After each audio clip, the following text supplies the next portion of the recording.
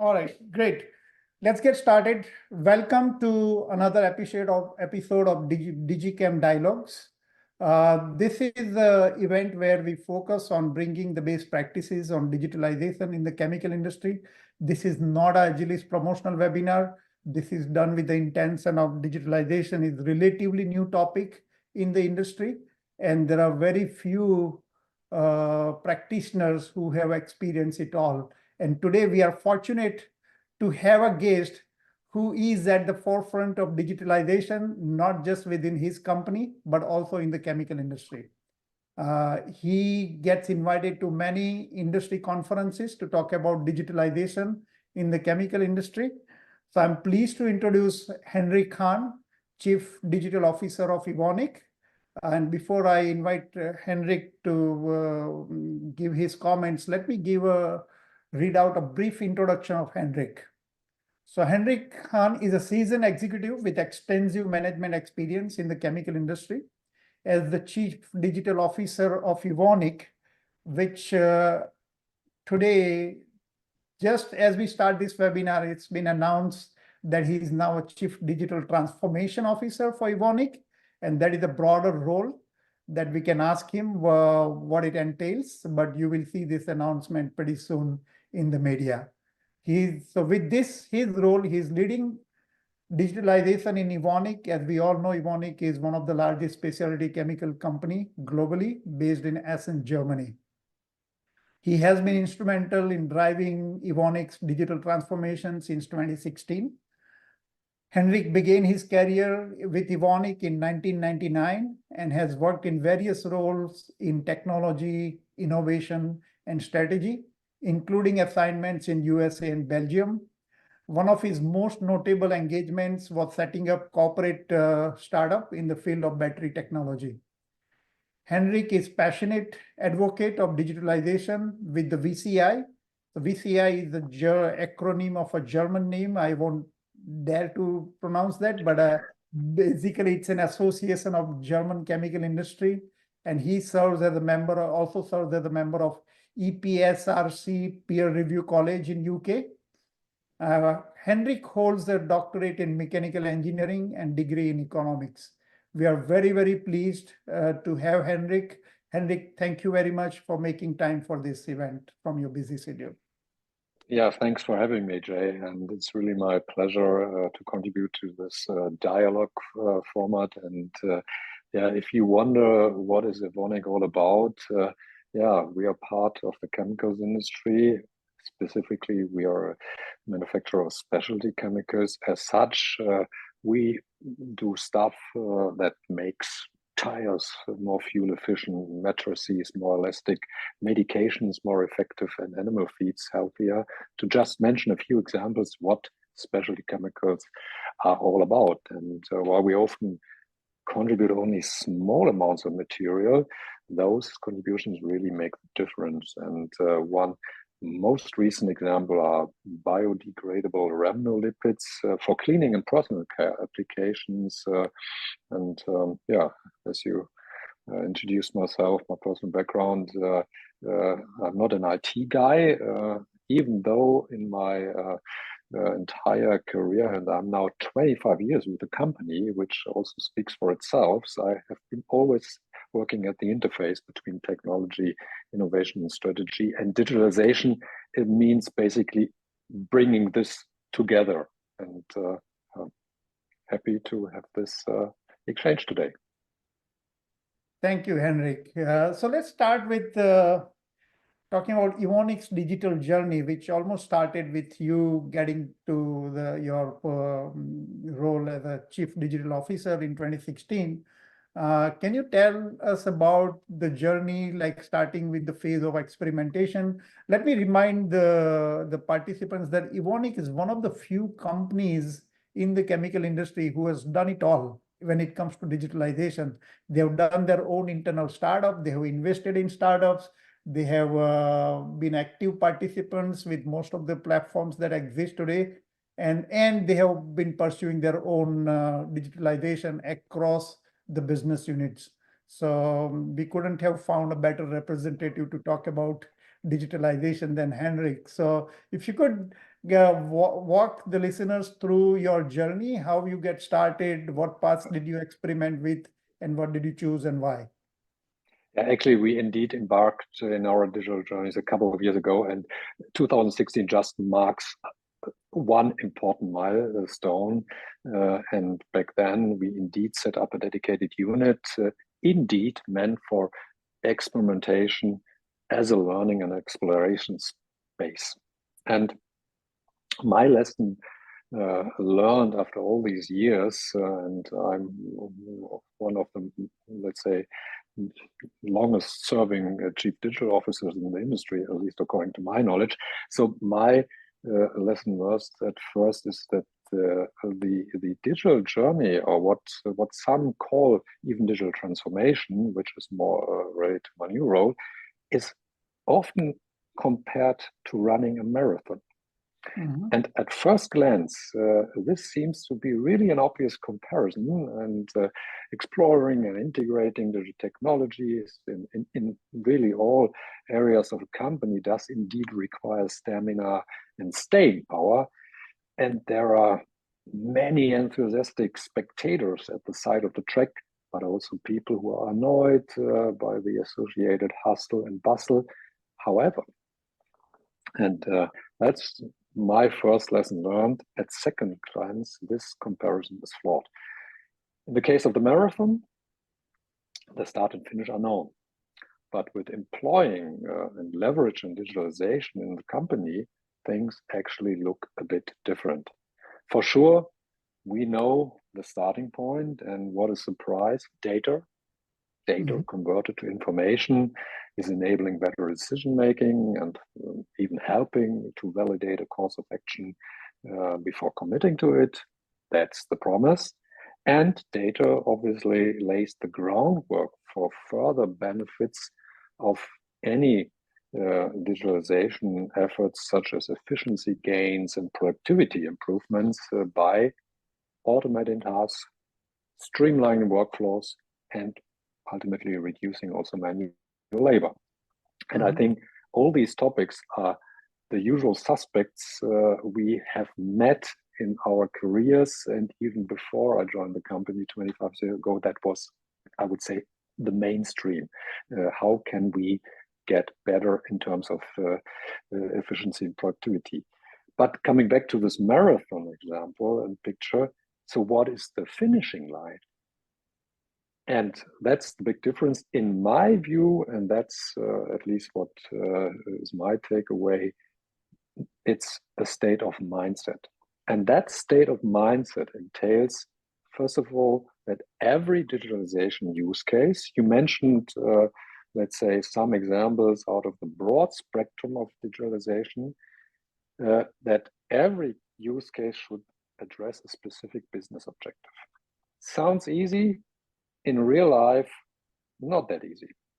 Second, that collecting data means, and we learned data, that's the starting point, that collecting data means gathering and analyzing information on relevant variables in a methodical way. And that thirdly, a clear plan, including measurable goals, leads to a desired outcome.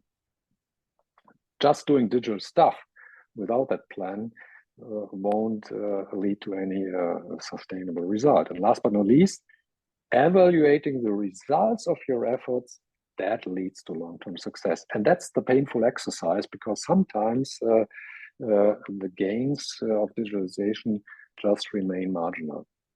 In a nutshell, mindset drives digital value, not technology in itself. And that might be a little bit of a surprise to you, that it's not about technology, it's about people. Very well said, Henrik. And no, it doesn't surprise me, because as we have gone through some enterprise implementation, we have learned the hard way that the software and the technology is only probably 1/3 of it. The 2/3 is 1/3 is people, and then processes and the tools. So how do you, when you talk about data, can you elaborate on what type of data, what part of the data, because there is a data means pretty vast, and how do you digitalize data at scale for a global organization? Data would mean coming from all functions, from vendors, customers, products, you name it. So precisely, and take a company like ours, and the name Evonik has, of course, the company has predecessor companies, and all these predecessor companies. So I joined 25 years ago in one of the predecessor companies, and they have all different approaches to data. And let's say a very relevant example how difficult it is to tackle data is master data. And I'm sure in every company, this is still somehow an unresolved issue to have consistency across your businesses, have a consistent master data in place. And as I said, data is enabling better decision making, and that holds true for any functional area of the company.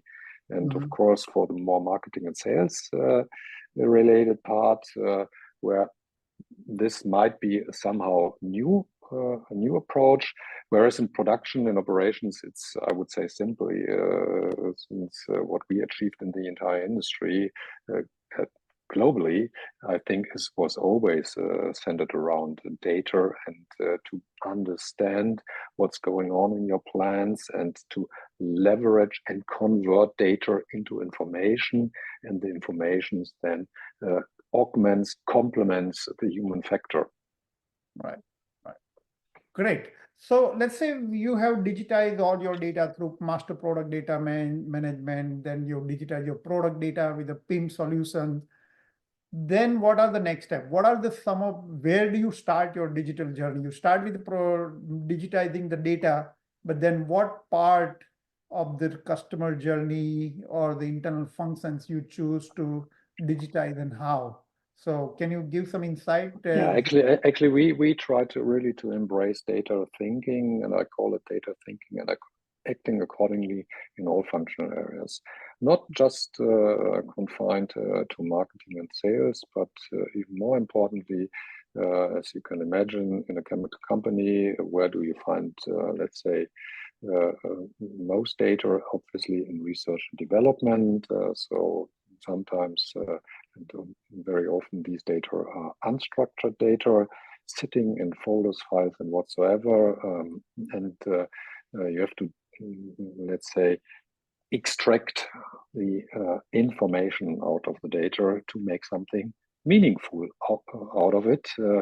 And this holds true for every key area in the company, apart from research and development and innovation in the operations, but also in all administrative processes.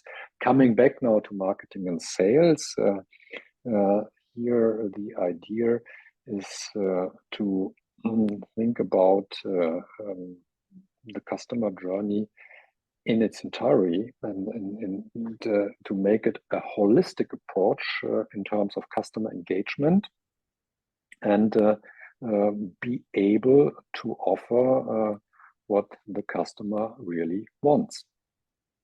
And I would say the first thing to serve in this regard is to make the information which is relevant from a customer perspective accessible to the customer. That sounds pretty easy, but we all know that was not, let's say, that much of a pressing, urgent need before we more and more understood that also in all B2B procurement processes, somehow B2C philosophies are bleeding in more and more.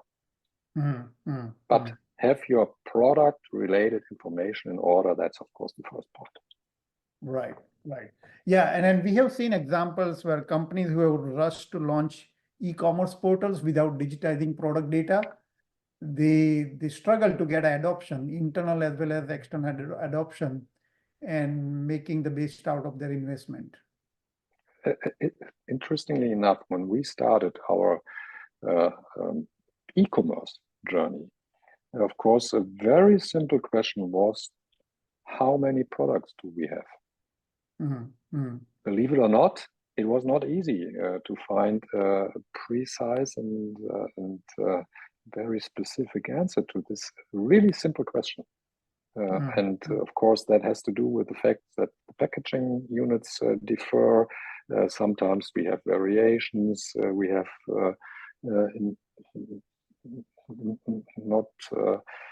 we have often, let's say, product zombies in our ERP system. So development products that have been somehow set up in the ERP system, but never have really been further evaluated and ultimately eliminated when it turns out that it's just a development product which never make it to the commercial stage. And so get all these information in order, that's a really tedious task. And so digitalization, first of all, is related to a task level change. Right. So Evonik also experimented with some of the internal startup 1-2Chem and few other experiments.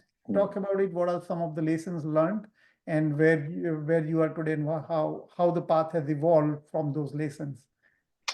Yeah, that was indeed a platform approach where we figured out that there is, let's say, a need. We have identified a problem, and the problem was that we have an unbalanced supply and demand for specific products. And so we were thinking about, is there a smart way to basically to get the balance right by offering in a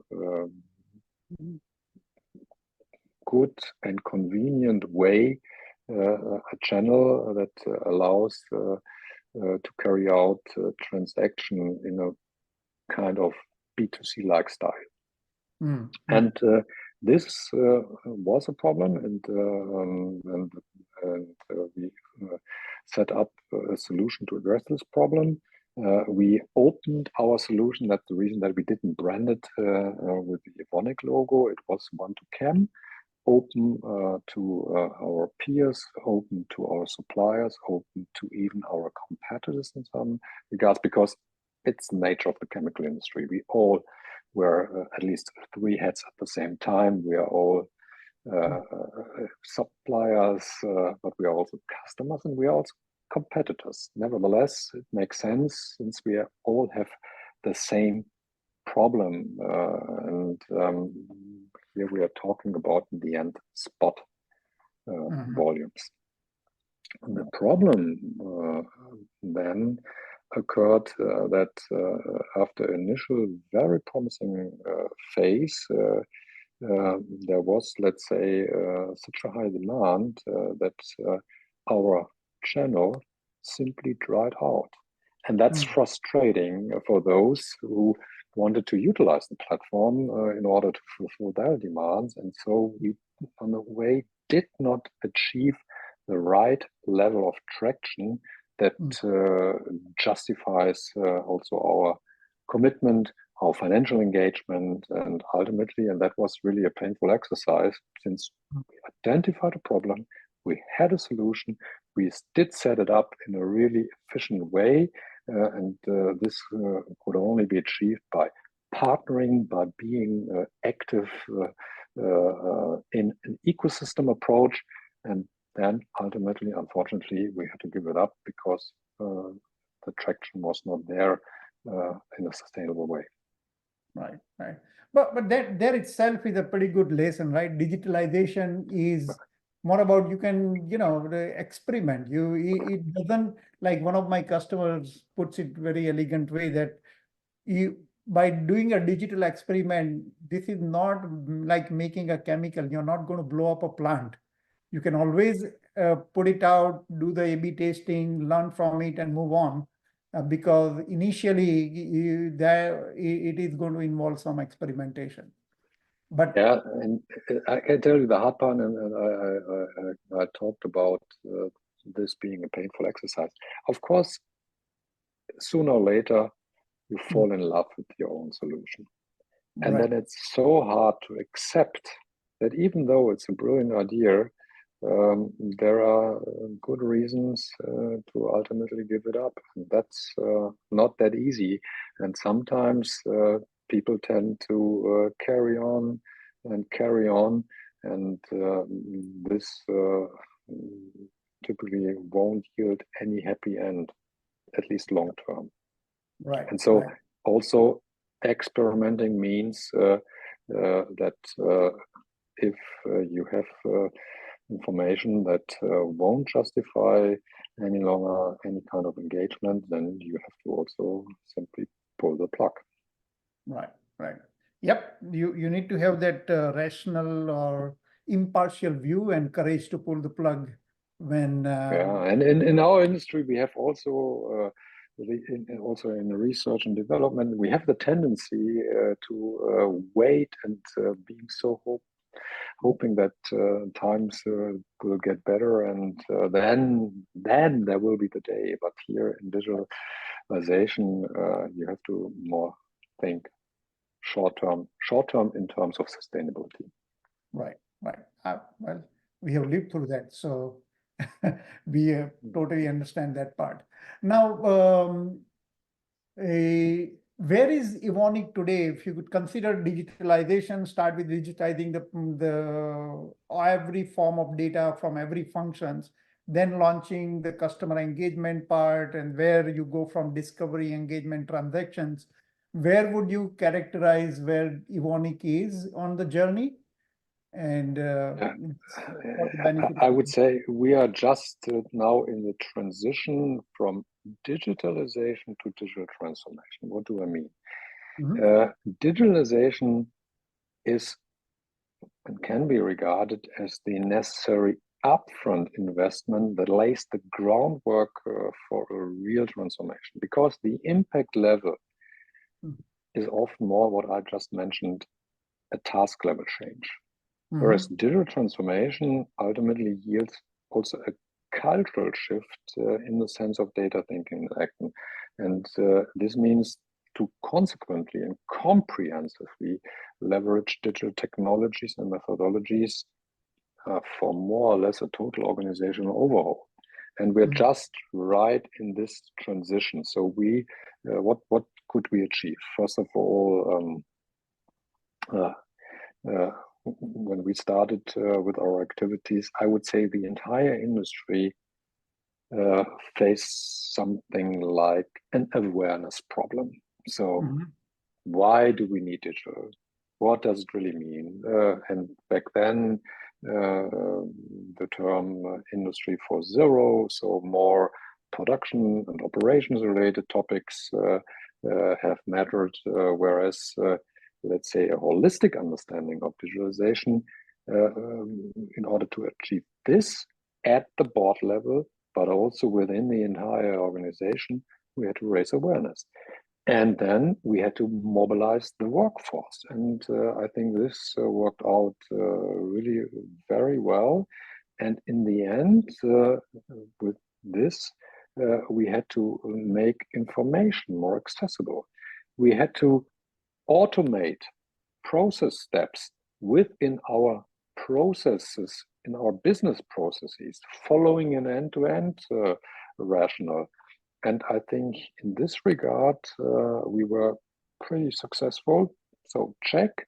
And now we have to bring the entire organization to the next level. And that's what I call digital transformation. And you may say this is just an academic question. No, it is this distinction between digitalization and digital transformation that marks exactly also the difference between those companies that can employ digitalization and digital technologies in a transformative path as a game changer for them. And whereas other companies, they somehow struggle to get the benefit the value out of their efforts. And so recent studies show something like a productivity paradox, where companies spend a lot of money into their digitalization activities without these productivity and efficiency gains. Right. Yeah, it is. It is in a global organization with the metric structure. It is kind of a complex and also not easy to drive the organizational alignment. So the organizational alignment is very, very critical, more so in digital projects because it involves process changes. So can you talk about some of the approaches you took and what worked and what didn't in driving the organizational alignment? Yeah, you may allude to the fact that even great ideas can meet resistance. And I would say in any organization, you will find people who literally stand in the way of good ideas. And maybe this comes along with our, let's say, the human evolution. Is there a silver bullet to tackle this and get overall organizational alignment? No, also this is not the case here within Evonik. But what I can tell is that starting by mapping the key stakeholders who will be affected by the idea, and also engage influential skeptics, positive and negative skeptics, this could indeed help you in get to this level of alignment. And here, of course, you know about it, the use of symbolism, metaphors, compelling stories, like the metaphor with the marathon might help, and might help to engage hearts as well as in minds in order to build commitment. And I think that's what is needed. And fortunately enough, in our company, trust is one of our core values, as openness is another. And so you have to embrace this change, and embedding a digital mindset and enhancing organizational intelligence, agility, and efficiency, as I try to put it forward, transcends technology. So tools don't improve processes, tools don't solve problems. And in accordance with this philosophy, we developed cross-organizational frameworks. And these frameworks are based on a set of reusable and adaptable elements in order to foster the operationalization of use cases. So when we are talking about use cases, we are talking about something that has been made to stay, permanent artifacts. And working in these kind of framework, and I'm talking about cross-organizational frameworks, breaking the silos, bringing the right information to the right people in the right time. And here we're following a structured approach, basically canvas based, so a systematic way. And this also helps to avoid to reinvent the wheel, because this reinvention of the wheel, if the top management observes that this is happening, then of course rightfully this is criticized in terms of what are you doing with our valuable resources. And so this is something in a way you have to explore, and that of course leads to this reinvention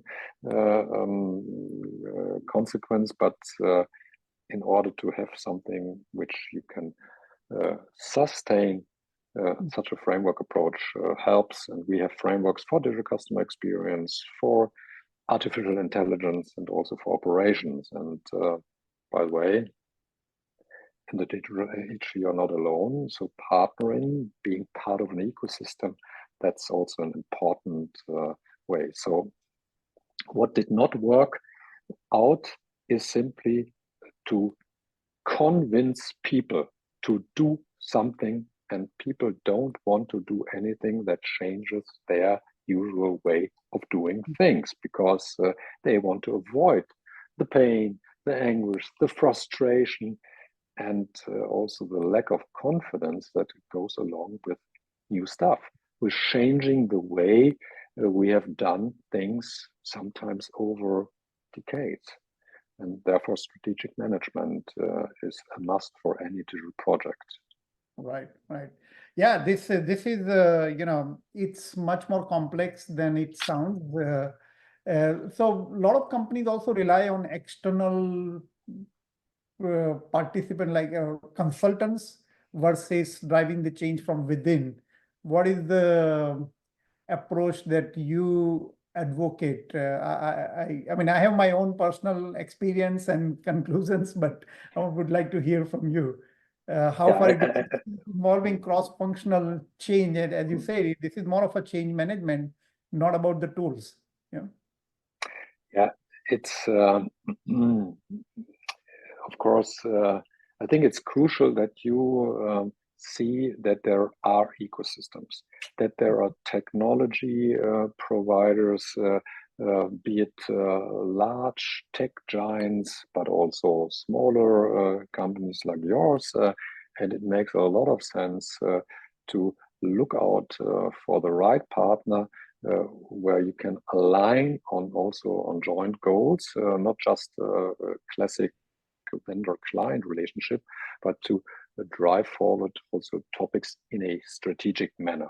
And therefore, first of all, partnering is good, ecosystem is good, ecosystem is bad. As simple as that. And then if you see you have certain specific gaps, and one gap in many companies for sure is change management. And here, of course, I think sometimes peer exchange helps to see that your peer has basically the same issue with strategic change as yourself. But here, indeed, specialized consultants can help you out to make and to embrace the change which is necessary, which comes along with any digital activity. I'm in a way a little bit skeptical about let's say, the classic consultancy approaches, at least back then. When we started our journey in 2016, we had also quite a couple of engagement with large consultancy companies, with smaller consultancy companies, and basically also the consultancy companies were just sorting out what does this topic mean for them. This has now, of course, also changed, and I would say you don't really have necessarily to be an expert in any kind of digital technology. In the meantime, you can indeed also ask the pros from the well-known consultant companies, and in the end, it's a matter of chemistry. If it's from a personal interaction and relationship point of view, there is a match, then I would ever advocate for engaging with true experts rather than build everything from scratch. On the other hand, of course, you have to also develop your own competitive advantage, your own core competencies, your own skill set. But this can be complemented, this can be augmented by external expertise. Thank you. This is quite insightful. Let's now move outside of Evonik, and I want to touch upon a couple of industry topics which we often get asked. So the one question that I often hear is the digitizing the producer-distributor interface in the chemical industry. There is a lot of data exchange takes place on a daily basis. But at the same time, we got to recognize that distributors represent multiple producers, and plus they are an independent company, and there needs to be at an arm's length in terms of the commercial transactions. So in your view, what are the most pressing areas, and where should producers prioritize in terms of digitizing the producer-distributor interface, and how do you see this whole space evolving? Yeah, first of all, I think it's a matter of fact that distributors play a very, very important role in our industry, no doubt about it. And it's my deep conviction, regardless of this producer-distributor interface topic, that how an organization delivers has more and more becoming to be as important as what it delivers. I think that's also something that has evolved also in the chemical industry. Customer experience centered around an integrated, data-centric digital marketing and sales strategy is, let's say, a strategic imperative. And this entails data management and, of course, data that make the interaction between the supplier and the customer, or the distributor and the producer, more meaningful. And thus, it requires, in the end, state-of-the-art tools and techniques, and somehow a seamless yet flexible architecture, because we will have different channels and we have to manage the different channels, and this entails also effective backend processes. And so I would say a pressing issue is, how do you manage your backend processes? Because only if you have everything together, the data management, the tools, the architecture, and the backend processes. So we're not just talking about front end. That's an easy one, the interface. Then this as a whole can become a lever for competitive advantage. And last but not least, such a broad also understanding of digital customer engagement, how Agilis would call it, I guess, can help to also close the loop and give new impetus to circular strategies. But if it's just based on manual processes, which are prone to human mistakes, which are tedious, which don't really allow automation of tasks, then I doubt that this will ever fly. Yep. So the interface is part of this holistic digital marketing sales environment, and it has to tie in accordingly. Right. Great. To make it easier for customers to do business.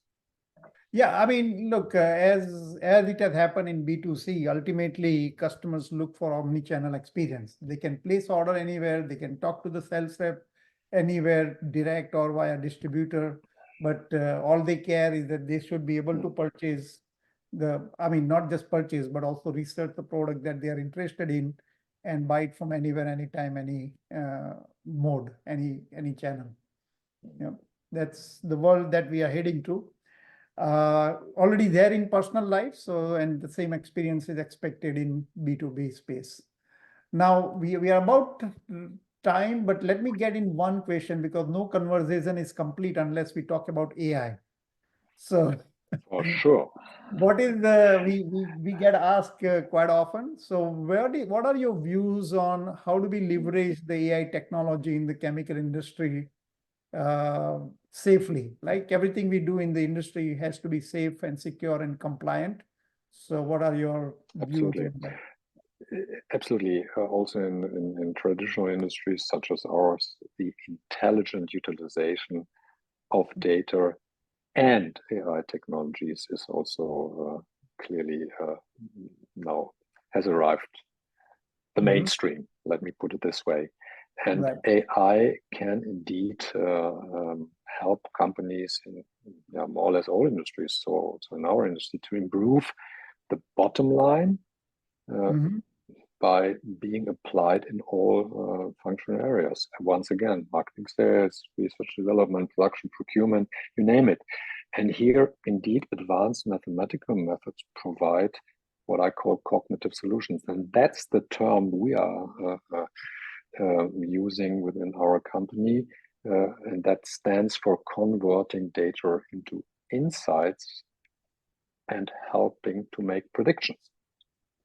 As such, AI technologies augment human decision-making in an indeed safe and reliable way. As you know, we have also the first AI policy in place with the European AI Act. This is really a broad regulatory approach, a risk-based categorization of different AI technologies, including also latest foundation models. And it makes a lot of sense to not just fancy technology, but also be responsible in using and deploying technology. Furthermore, AI can also support top-line growth to unlock new revenue streams or improve margins. Just thinking about pricing engines, for example. Therefore, AI is perfectly complementing our industry when applied with human creativity and also the necessary responsibility. So for me, AI stands for new possibilities to innovate processes, products, services, and even business models, and to improve existing ones. However, and that's also a matter of fact, it's a challenge in itself to keep up with the rapid development in this field. And this is something which is very hard, in particular for smaller companies. We have a team in place. We have also, once again, partnerships, for example, with the MIT IBM Watson AI Lab, which is at the forefront of AI developments with, let's say, also industrial relevance highlighted. And indeed, it's not that easy to really understand what it means. And it's not just AI is not ChatGPT, but large language models, they definitely also play a role, which the future will tell. And yeah, it's an important topic, no doubt about it. But we have to also be realistic. It's not that now AI is not a magic wand. Absolutely. Right. Great. Thank you very much, Henrik. We have time for a couple of questions because we have a hard stop in like another 5-7 minutes. I have got a couple of questions. The first one is about when starting your digital transformation journey, what were some key initiatives that helped with the user adoption, both internal as well as with customers? Did you receive any pushback, and how did you overcome? Yeah, first of all, as I said, it's not that my team and myself, we invented digitalization within the company. There have been plenty of activities. We are by heart a decentralized organization. So first of all, we try to collect activities. And we're looking into what's going on. And that was the first exercise, also to provide the information. One thing is to collect the information, the other is to disseminate it, to make it transparent to the organization, to also somehow sort out different activities. And we introduce, for example, hashtags to highlight certain areas like the hashtag cognitive solutions for AI and applied statistical methods, the hashtag digital business for everything around e-commerce and digitalization of business processes, or smart operations for production related topics. And that's, I think, also important when I said in the beginning, mindset drives values. Skills are the foundation for effectively embracing digitalization, and understanding comes before any benefit. And so we also introduce a fourth hashtag, human work, and we introduce a range of training offerings within Evonik. For starters, up to data science pros, and the first lesson was to see an organization as an information processing entity. The second lesson, data thinking and digital thinking is less a matter of technology, but more a matter of acceptance. So we were also delving into technology acceptance activities, and in the end, we provided interactive databases where people could see and find their use cases, and so we did not follow we have to convince everyone in the company, but we have to motivate, to mobilize people, to get them involved, to make themselves actors, not just recipients. Right. And that has been done over all functional areas of the company. And that was the starting point. And then sooner or later, the businesses picked up ideas, and then also ideas have been generated in the businesses. And that's, of course, the ultimate goal, to bring in digitalization in every strategic business unit, to make it part of the business strategy rather than to just add technology to a functional area. Yep, that's wonderful, and that makes sense. One more question. We can just take one more, and then I know you have a hard stop.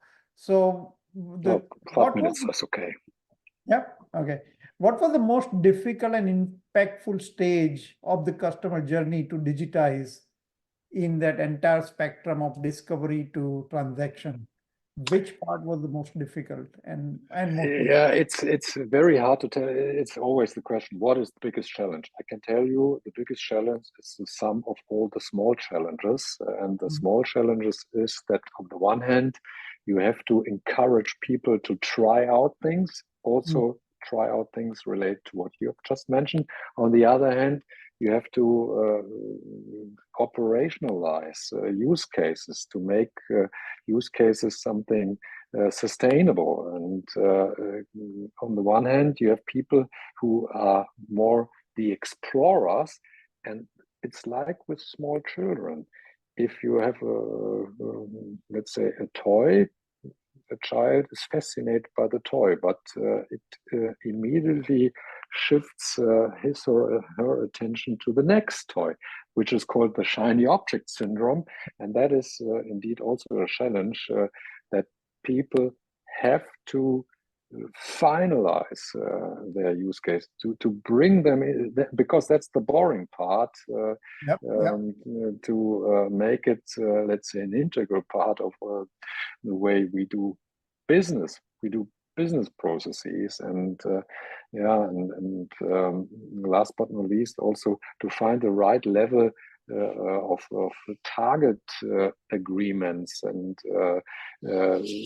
changing the thinking from input, what do we do? That's this typical to-do list thinking, over output, what comes about, to outcome, what is the impact? And here we employed frameworks such as objectives and key results, the OKR methodology, very well renowned, used by Google Ventures and others in the tech space.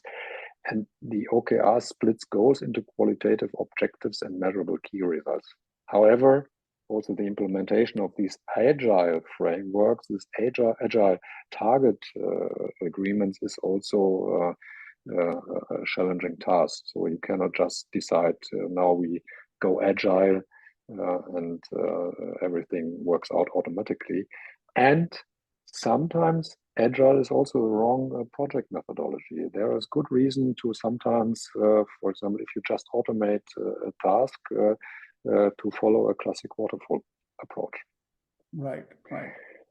In the end, it's a matter of acceptance. And of course, you can do a lot internally unless the customer perceives your measures being meaningful to the customers. It doesn't make that much of a sense. And this is in particular holding true for the entire customer journey. In the end, it's the customer who should be happy with the customer journey, not your data analytics expert who's totally happy about all these valuable insights he can pull out of interaction data. Right. No, that's absolutely true. That ultimately, if customer is happy, and if customer is happy, it will show up in your business, whether through your NPS survey or their buying behavior, through the repeat orders, how often they use your tool.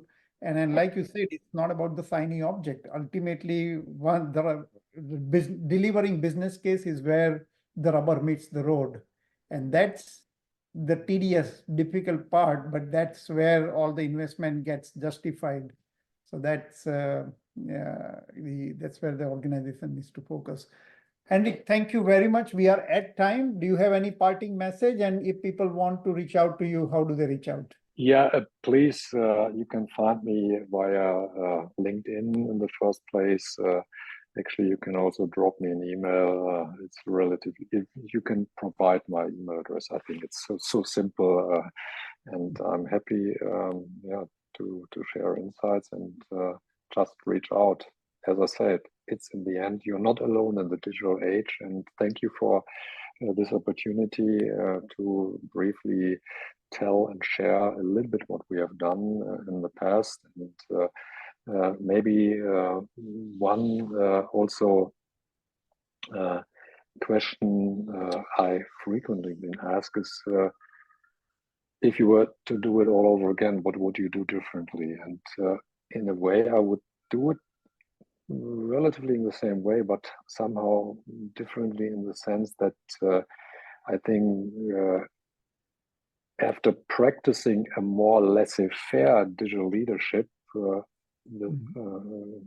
will be a point in time which requires strict governance. Otherwise, you will get lost in the jungle.